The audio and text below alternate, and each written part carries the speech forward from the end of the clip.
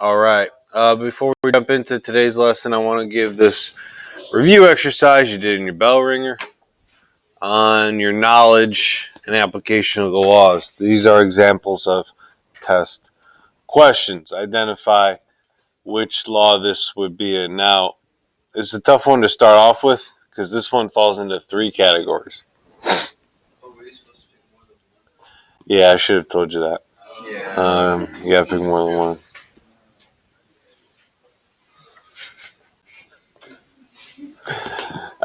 Revealed law old, of course, it's the Ten Commandment, and then it's a civil law. So this is the only law example that I give that is in three categories. But to get the point of the test, you need to select all relevant. Don't eat meat on Fridays during Lent. Pretty good. Canon law. It was not revealed in the New Testament from the mouth of Jesus. You won't find that in the Bible. Speed limit 70. Civil law. Good job. Do good and avoid evil. Nice. Seek the truth. Natural law. Pay your taxes. Civil law. Attend Mass on this celebration is a canon law. It is not mentioned at all in the Old or the New. Do not perform sexual acts in public. Well, hold on. What is she married?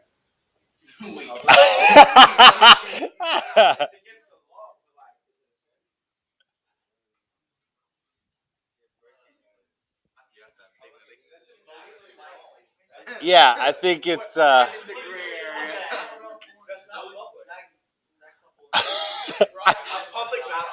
things that have never been debated in my class before until period 2.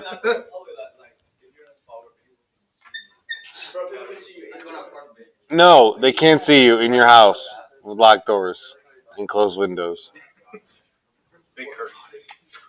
My goodness.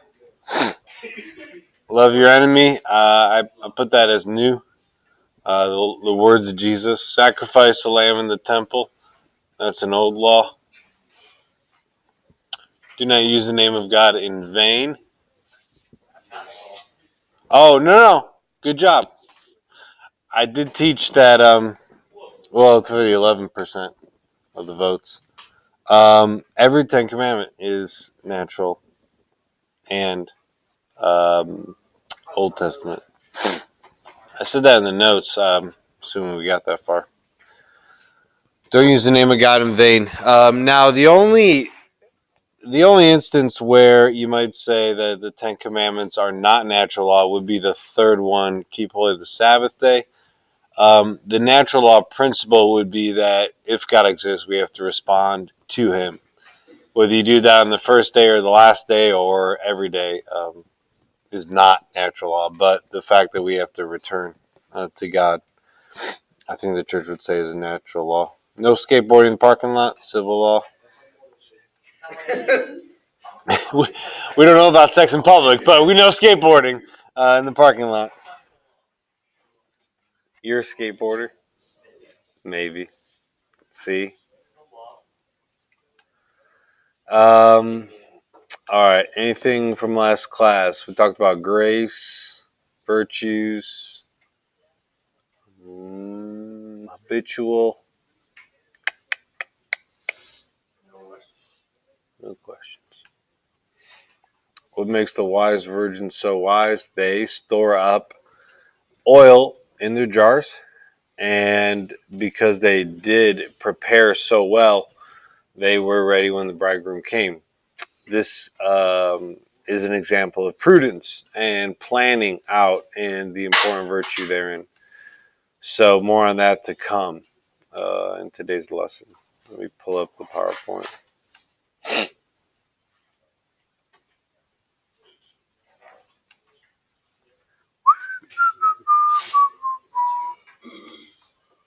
So y'all got this slide, I think?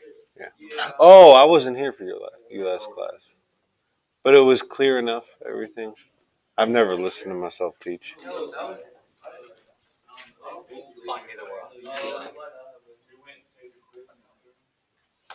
Yeah, a lot of y'all were absent. So if you have to make up your vocab quiz today at lunch, if you did not get the last lesson, which is a short one on virtues, you can find it on my YouTube channel. You can find it on Edpuzzle. Yeah, thanks. Appreciate it. That being said, you are both chewing gum and not wearing a mask. So we got issues. I know. You know, when you were gone, I complimented Reed because he actually had his ID on first thing on a Monday morning. Okay, so you don't. Okay, you do have one. Okay, good. Yeah. All right. Cardinal virtues are the topic of lesson 4. We're talking um, the 4 virtues identified by Plato in the Republic that form really the foundation of a healthy society.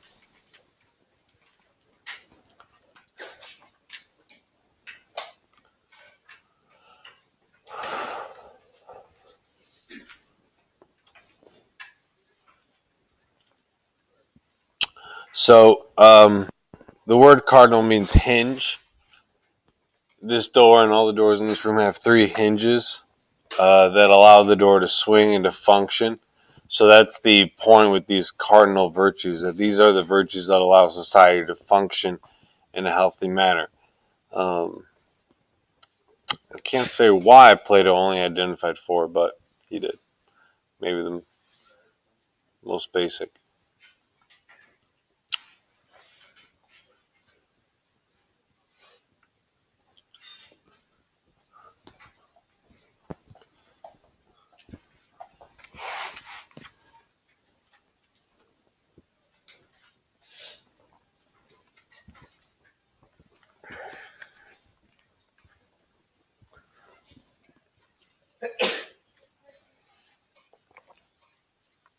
Bless you. So we're going to talk about, we defined virtue as a good habit last class.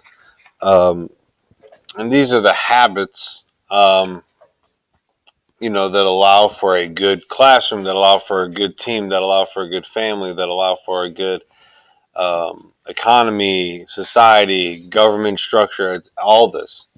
These are the standards put out by Plato. And the first one we'll look at is prudence.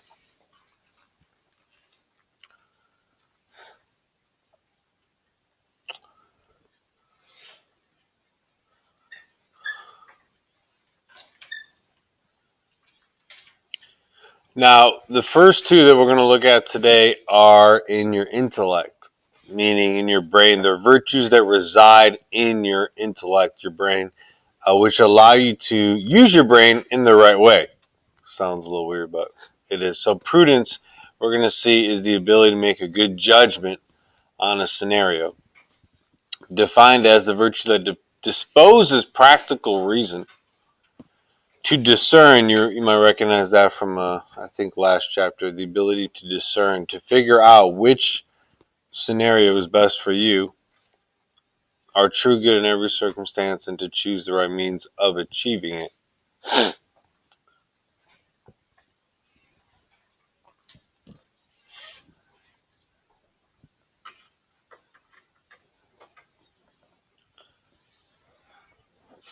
So there's 2 things that if you have prudence, you're able to do. You're able to identify the true good, and this word too from last chapter, the means, how you're going to go about getting it. Who can give me an example of prudence? Um, somebody where you see somebody make a good judgment call, or they're able to plan out how they achieve such and such a goal.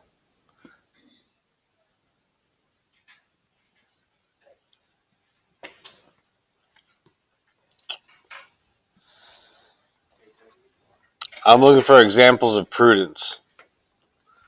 Has anybody ever raise your hand if you've heard of this word before? Okay, half of you. Okay. So if that person's being prudent, some of y'all might think this is where the word prude comes from, but I don't think that's the case at all. When somebody's made fun of for their chastity or whatnot, probably call them prude. But this is prudential judgment. Um, if this is your gas tank right now, and you decide to try to make it to Baton Rouge over that Basin Bridge, we're going to say that is not prudent. So, prudent, I got to go somewhere. I got to get somewhere. I'm going to fill up now before it gets too late, before I get stuck on that basin or stuck anywhere for that matter. That's the ability to plan out how you're going to get somewhere. You have a goal GPA for this quarter that ends in a week, the final countdown. You've got to plan out really every assignment for this last week, for every assignment for the last grade. That would be prudent as opposed to doing what every teacher hates. And we have many different teachers on this campus, but I'm pretty sure every teacher hates that student that comes begging for like 5 more points. Because before you close the books, teacher, give me 5 more points. No, you had all the opportunities to get 5 points, and you never earned them. To exercise prudence, you need to use 3 elements of your intellect. Your memory, you got to remember, you got to learn from your mistakes. You have to use foresight. Well, I know I got to study for that test, but I'm going to be really exhausted tomorrow night because I got a long practice or a long game or whatever. And so I'm just going to have to plan out another way to do it. You have to be able to look into the future and then use your imagination to try to create scenarios where you can achieve goods that are not evident to you. And these are the tools we use in our intellect to make prudent decisions. Now, lots of words up here.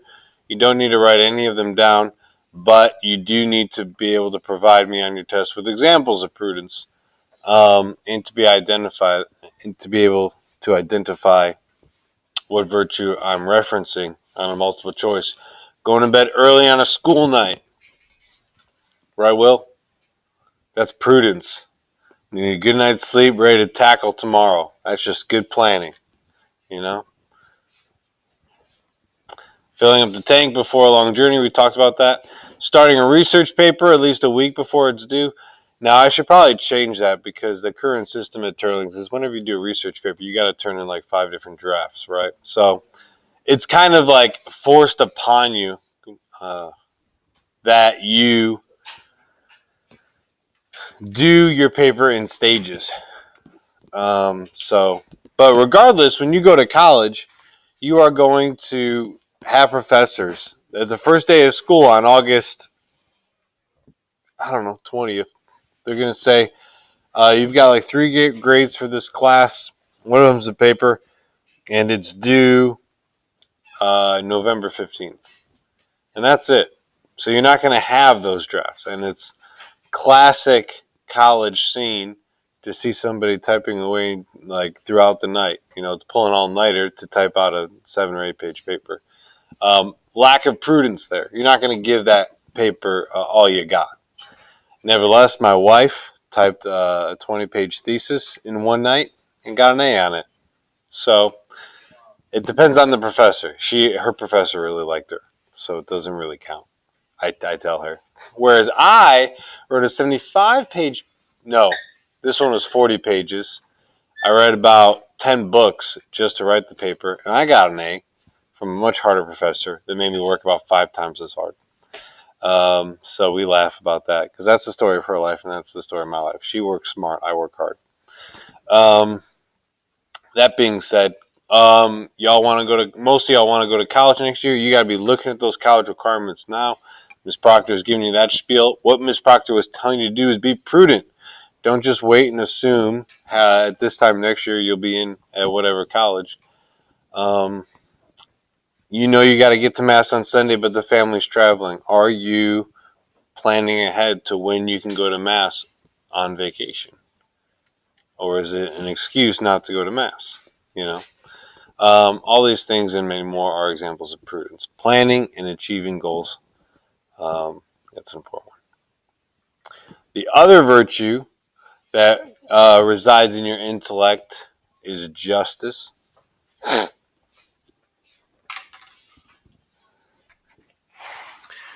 It's the virtue, the good disposition to give people what they deserve, and God. People and God what they deserve.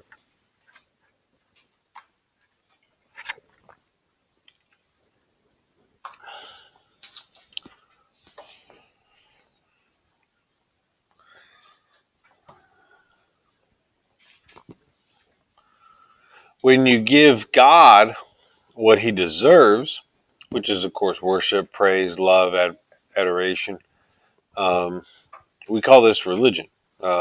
Returning to God as we ought is the virtue of religion. Um, a lot of times we think, oh, I'm going to be a good person. I'm going to go to Mass. I'm this upright individual. I think it's pretty rare nowadays to think about going to church or going to Mass as in, I'm doing this because God deserves it. I'm actually doing the bare minimum for what I should be, or the baseline level for my relation with God. So that's giving God what he deserves, religion, and um, your neighbor. You know, this virtue comes pretty naturally to you because ever since you were a little kid, you've been saying, that's not fair. And what you're saying there is that is not just that he got 3 scoops of ice cream and I only got 1. That's not fair. He had a big birthday party and I didn't. You know, she got a Barbie doll and I didn't. Um, you know, that's the struggle of us parents. You know, of course, treating every kid the same, everybody getting equal opportunities.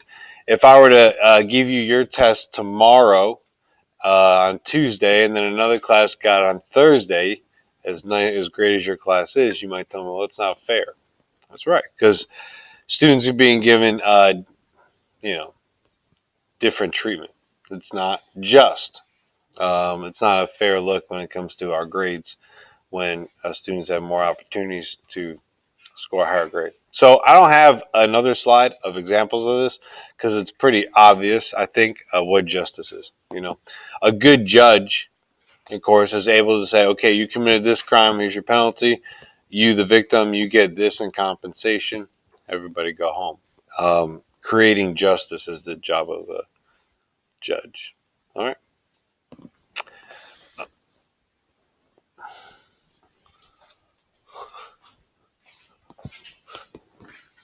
Fortitude. Okay, so now we're talking about passions of the body. The first two, prudence and justice, are in the intellect. The other two are needed for your body.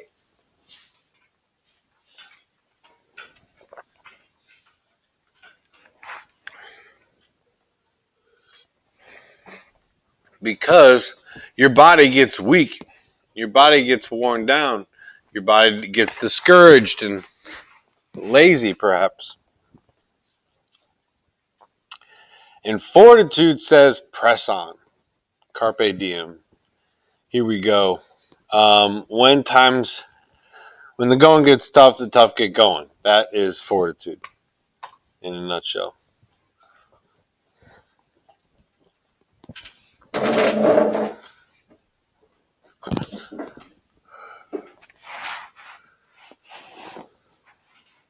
So you see it good, and your goal is whatever GPA, and you have a bad test, and you're off that mark. Fortitude says keep going. Fortitude says you can get back up. Don't be discouraged. Overcome fear. You know it's in bold there. So um, on the test, I'll be giving you examples of scenarios And whenever you see something with a difficulty, you got to think fortitude. You only need fortitude when there's something wrong. Everything's going great. I'm on top of the world. My grades, my team, my relationships, my family, everything's going great. You don't need fortitude. Hopefully you have it deep in yourself for when you need it. We all need it sometimes, but to overcome fears of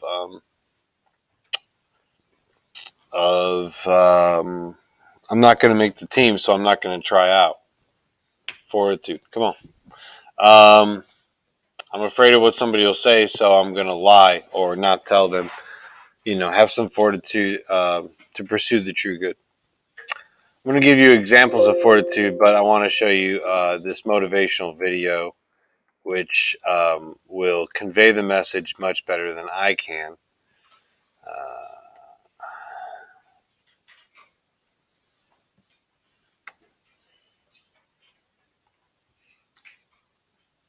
The following are true stories. May 26, 2003, Aaron Ralston was hiking. A boulder fell on his right hand. He waited 4 days. Then he amputated his own arm with a pocket knife. On New Year's Eve, a woman was bungee jumping in Zimbabwe. The cord broke. She then fell into a river and had to swim back to land in crocodile-infested waters with a broken collarbone. Claire Chamberlain was smashed in the face by a 5-pound watermelon being propelled by a slingshot. Matthew Brogus was hit by a javelin. David Striegel was punched in the mouth by a kangaroo. The most amazing part of these stories is when asked about the experience, they all smiled, shrugged, and said, I guess things could have been worse. So go ahead. Tell me that you're having a bad day. Tell me about the traffic.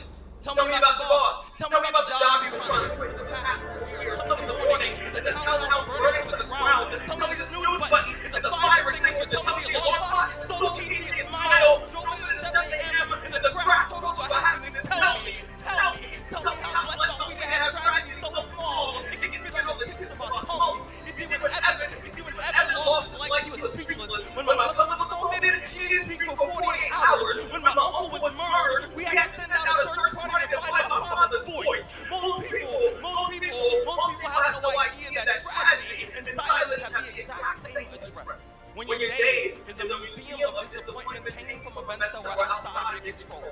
When you find yourself flailing in an ocean of why is happening to me. When it feels like a guardian angel put in his 2-week notice 2 months ago and just decided not to tell you. When it feels like God is a babysitter that's always on the phone. We get punched in the esophagus by a fistful of light. Remember that every year 2 million people die of dehydration. So it doesn't matter if the glass is half full or half empty. There's water in the cup. Drink that shit and stop complaining. You see, muscle is created by repeatedly lifting things that have been designed to weigh us down. So when your shoulders feel heavy, stand up straight, lift your chin and hell, call it exercise. Remember that life is a gym membership with a really complicated cancellation policy. Remember that you will survive. Remember, things could be worse. Remember, we are never, ever given anything that we can't handle. When the world crumbles around you, you have to look at the wreckage and then build a new one out of all the pieces that are still here. Remember, you are still here. The human heart beats approximately 4,000 times per hour, and each pulse, each throb, each palpitation is a trophy engraved with the words, you are still alive. You are still alive. Act like it.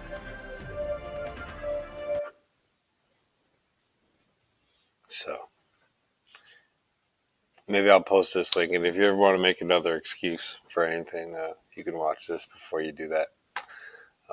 That's fortitude. Yeah, that it started with that true story of Aaron Ralston. Apparently, they made a movie about it, but he was hiking and boulder falls on his arm, cuts it off with a pocket knife. 182 hours or something like that. 4 days. Yeah, whatever. Yeah. So I think that's what it's called. 182 hours. Or yeah. Oh. Yeah. I've seen that movie referenced. I'd be interested. I don't know. But part of me says that it would be a really boring movie because you have to watch this guy in a cave for 4 days. But yeah, just amazing. The will to never give up is an example of fortitude.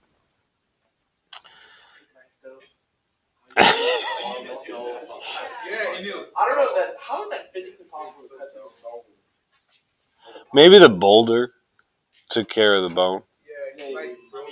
And so he just had to do the tendons and the muscle and the skin. And Honestly, the... He's just... What's more impressive is that he managed to do it without bleeding out. He managed to what? Do it without bleeding Yeah, out. he like tied. Yeah. That's one of the biggest arguments in the movie. Right. in a situation like that, is a mercy kill okay? Oh, to take care. Ooh, that's a hard question. Yeah. Morality, like. Yeah, you cannot. That would be suicide if he were to take that knife and put it in his heart. Okay. It's like I don't know if you ever watched Schindler's List. Yeah, a long time ago. Nazis were like taking over the town and raiding all the apartments, and they had like the sick old people, and like they gave them like the poison to kind of go to sleep peacefully. Like, is that a sin, so that they could avoid torture and punishment? I think so. Yeah. It's a hard answer, but based on what I've taught you this year, it's it's suicide by itself. Well, they don't know. They didn't know that that's what they were taking. Yo, right. So it wouldn't be a sin for them. Yeah. Yeah, dude, if that was something. Yeah. I mean, here's the thing: you never know what miracle God could pull off, or is ready to pull off to get you out of that scenario as the U.S. forces come in and bust up that Nazi camp. Because like there was a movie and it was like called The Mist, and like this mist was taking over the town. They're like, "Oh, this is killing everybody." Oh yeah. They were driving and they got to the end of like and the mist took over them. They were stuck in the car, and then there was like 5 people and the dad had 4 bullets. He was gonna like mercy kill everybody, and he was gonna walk out of the mist and let them kill him. So like he did it, and then as soon as he stepped out of his car to walk in, like he killed his son. And as soon as he walked out, the army was right there, like protecting everybody, and he had just killed. Wow. So it's like one of those. Yeah. Harder to spoil it, but it's. Thank you, Carter.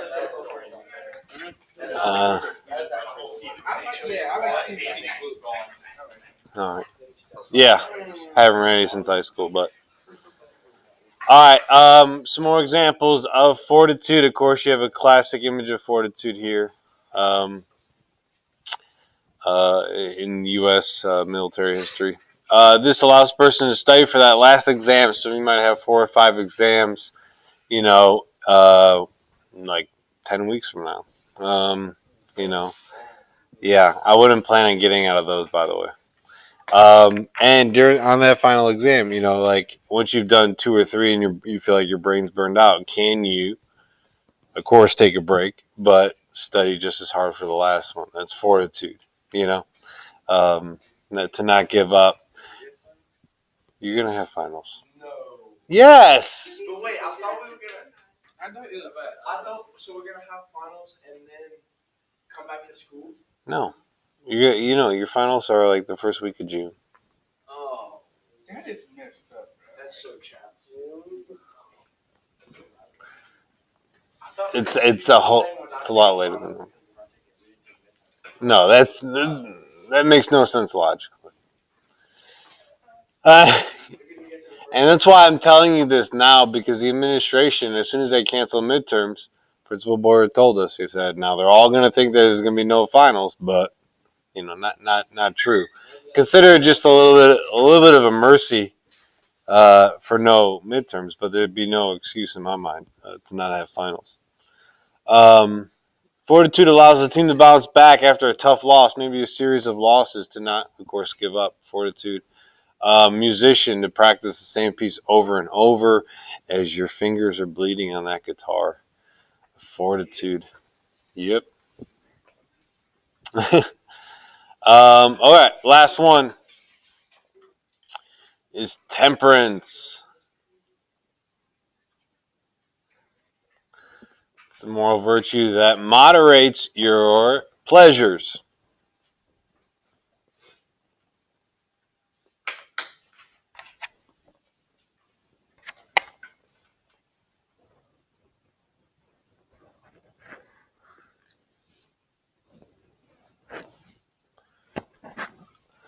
And it could be any pleasure, anything that gives you pleasure. I mean, we're talking, of course, food, drink. We're talking, some of you, exercise. Some of you, um, entertainment, uh, sex, all this, any pleasure that you are able to control and to moderate, to stay on top of, is temperance. It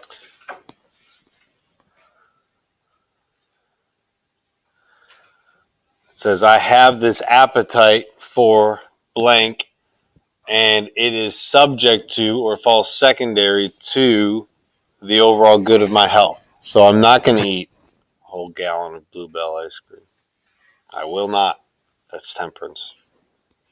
Dude got David wrong in last class. What's that? Dude got David wrong. What'd she do? He gave me 1 minute to use the bathroom. She gave you what? 1 minute to use the bathroom. How'd it go? I had to run, Yeah. It was bad. That is so random, Edward. Where did that come from? He did me wrong, like. All right. How you supposed to do that in 1 minute, bro? So these what you think about? Temperance, go to the bathroom. All right. I don't know what to say at this point. This is the umbrella virtue, and underneath it, chastity would fall into as well. You're at a buffet, right? And all high school boys feel the need to empty the buffet until there's no food left. Not true. You gotta get your money for it. I can't. Well, you know what? You probably will, because what's a buffet? 13, 15 bucks? Yeah. You get 2 full plates, that's your money's worth. Good job. Not 5. Yeah. That is good. Okay, there's that's external freedom. And then there's the internal freedom that you are limiting as you are, fostering this. I have to eat until I want to throw up. It's in the name. I worked 2 hours for this. Okay. It's like a food challenge. Buffet challenge or man food. Yeah, it's like YouTube videos, mukbangs. They gotta, I don't know what you're talking about. Sorry, you can find it after class. Not watching Netflix for 5 hours. You know the average. Yeah, you do. The average teenager watches TV for 5 hours a day. Yes, national statistics. Yeah, I mean, good for y'all. I mean, that's the value of getting a job, getting involved in clubs, activities, and sports. If nothing else, keeps you away from mindless TV watching. Now, I enjoy watching TV too, but of course, if that's a pleasure that most of us experience, you have to moderate that because it will slow down and perhaps even lessen your IQ. Being able to not, of course, drink alcohol before the appropriate age is an example of temperance. I'm going to wait until I'm more mature and able to handle that better. And like I already mentioned, chastity, abstinence, saving sex for marriage. If you are in charge, then you're in a good place. That's what we do during Lent. Hopefully your Lent's going well and you're holding strong.